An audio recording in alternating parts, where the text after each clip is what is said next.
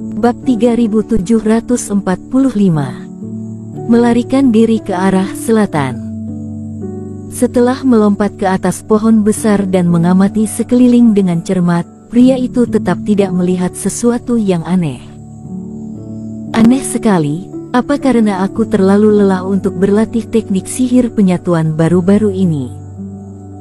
Hendrisi, apakah kamu telah menemukan kedua orang itu di sana? Kamu sudah lama tidak melaporkan kabar, jangan-jangan kamu sedang bermalas-malas. Tahukah kamu, sudah ada berita dari sisi lain bahwa putri klan rubah telah ditemukan dan sedang ditangkap oleh kedua penatua, jadi kita harus lebih cepat. Suara yang agak kesal tiba-tiba terdengar dari token di tangan pria itu. Aku sudah mencari di seluruh tempat ini, tapi aku belum melihat sesosok pun. Penatua keempat mengatakan bahwa manusia pria itu sulit untuk dihadapi, dan mungkin dia telah lolos. Hendrisi mengerutkan kening. Pada saat ini, di atas langit, seekor burung iblis terbang dengan sayapnya terbuka lebar, dan kecepatannya sangat kencang. Posturnya sangat terentang, sepenuhnya menunjukkan keunggulan iblis monster di langit.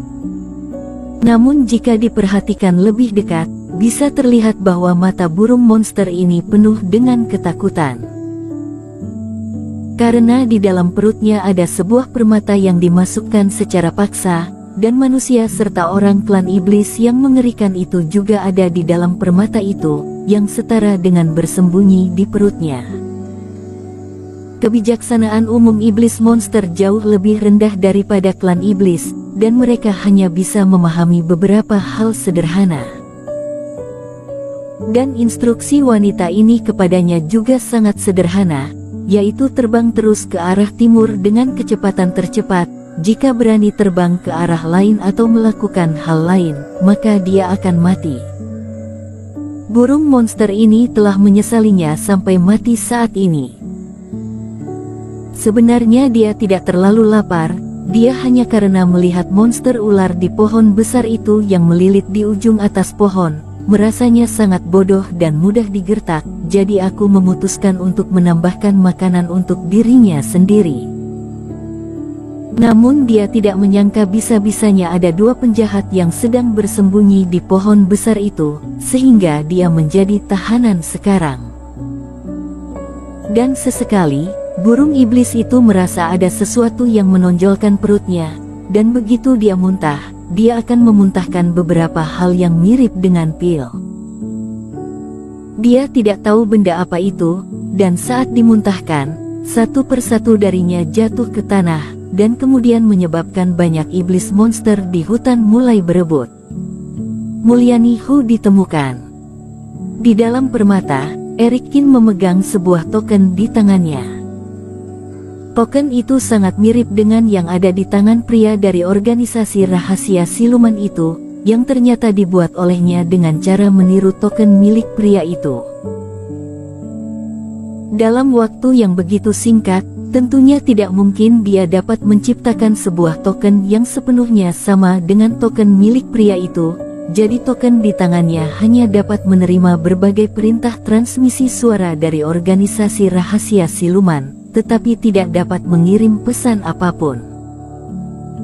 Awalnya, Erikin hanya membuatnya secara asal-asalan, dan hanya untuk melihat apakah dia dapat mendapatkan berita yang bermanfaat. Namun tak disangka, tidak lama setelah dia berhasil membuat tokennya, dia langsung mendengar berita tentang Mulyani Hu dikejar. Tapi setelah dipikir-pikir, itu memang wajar. Setelah jatuh ke tempat asing ini, hal pertama yang dipikirkan pasti minta tolong melalui transmisi suara. Siapa sangka ini sudah menjadi situs organisasi rahasia siluman, dan mereka bahkan punya metode seperti menyelidiki transmisi suara. Maukah dia menyelamatkan Mulyani Hu? Erikin menggelengkan kepalanya, hal semacam ini lebih baik tidak dia campur tangan. Jika ada kesempatan, dia akan membantunya. Tapi sekarang, Dirinya melarikan diri dari sini adalah hal terpenting, jadi tidak mungkin dia mencari Mulyani Hu di sini tanpa mengetahui lokasinya. Itu sama arti dengan mencari kematian. Koak, koak. Sambil berpikir, Eric Kin tiba-tiba mendengar teriakan keras dari burung iblis, dengan rasa takut yang kuat. Menggunakan burung iblis untuk memindahkan posisi dengan cepat juga merupakan metode yang dipikirkan secara tiba-tiba oleh Eric Kin. Dibandingkan dengan berjalan di tanah, bersembunyi di dalam permata dan bergerak maju di bawah perlindungan burung iblis, jelas adalah cara yang lebih aman. Apa yang telah terjadi? Eric Kin menggunakan kerohanian untuk memeriksa sekeliling, dan diam-diam mengamati untuk beberapa saat. Tepat di depan burung iblis, reiki antara langit dan bumi menjadi sangat kacau dan bergoyang, dan angin keras yang dahsyat membuat burung iblis tertiup seperti perahu dalam tsunami.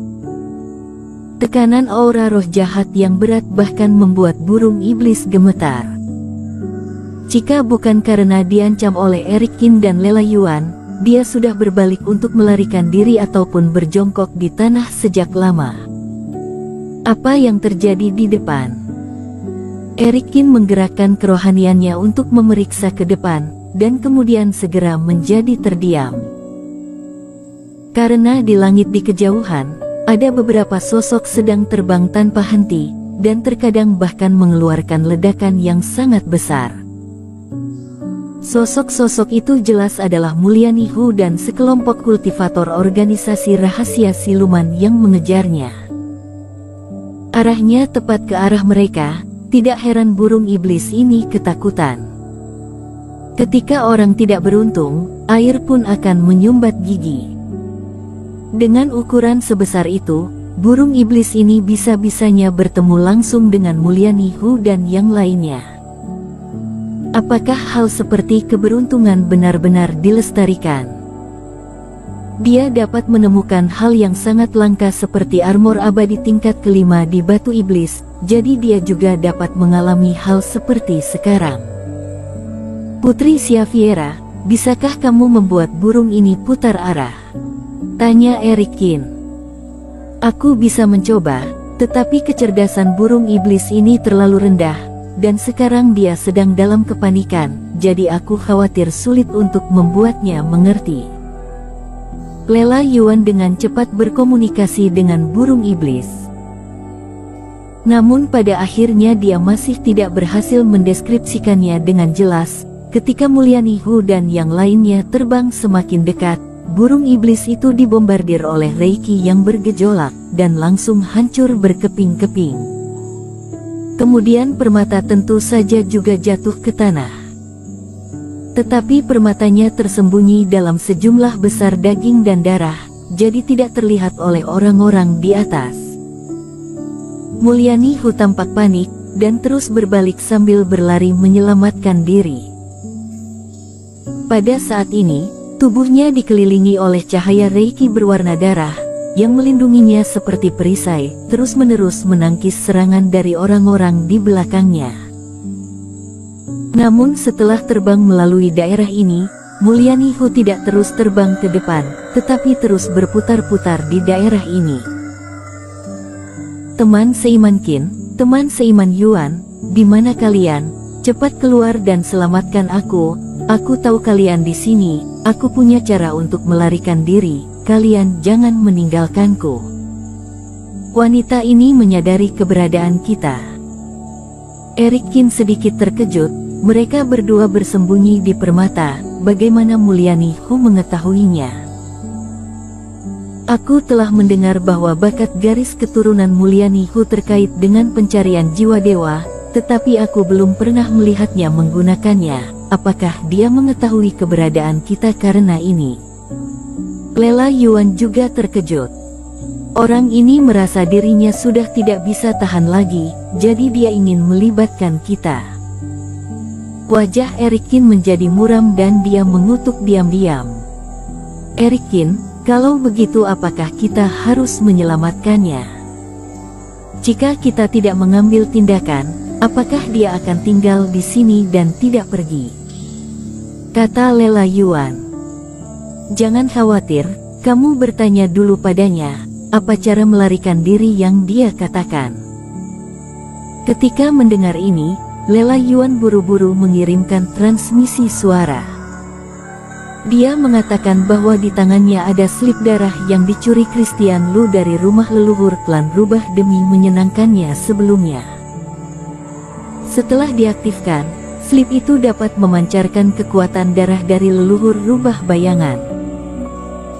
Selama kita bisa membawanya ke tempat yang aman, dia bisa mengaktifkan slip darah ini dan membiarkan kita melarikan diri dengan cepat. Mata Eric Kin bergerak, kekuatan darah rubah bayangan, kedengarannya pasti ada hubungannya dengan kecepatan, pernyataan ini bisa dipercaya. Lalu bagaimana aku menjawabnya? Bahkan jika itu adalah bakat garis keturunan, dia juga tidak mungkin dapat menemukan lokasi kita secara akurat, jadi biarkan dia pergi dulu. Eric Kin menyipitkan matanya, meskipun selama punya kesempatan, dia rela menyelamatkan pihak lain. Tapi sekarang ada puluhan orang organisasi rahasia siluman sedang mengejar Mulyani Hu. Jika dia dan Lela Yuan mengambil tindakan pada saat ini, itu bukanlah tindakan heroik lagi, tapi tindakan mencari kematian. Kamu beri dia transmisi suara, jika dia ingin hidup, biarkan dia segera terbang ke selatan, kalau tidak suruh dia menunggu kematian saja. Kata Eric Kin. Baik. Lela Yuan mengangguk, lalu segera melakukan transmisi suara sesuai yang dikatakan Eric Kin. Bersambung.